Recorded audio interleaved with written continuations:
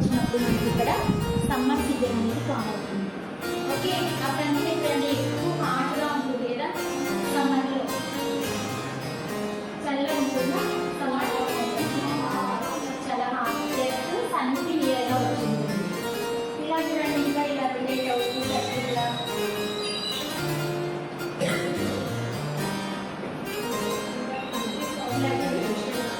ఇక్కడ ఫార్గా వచ్చింది.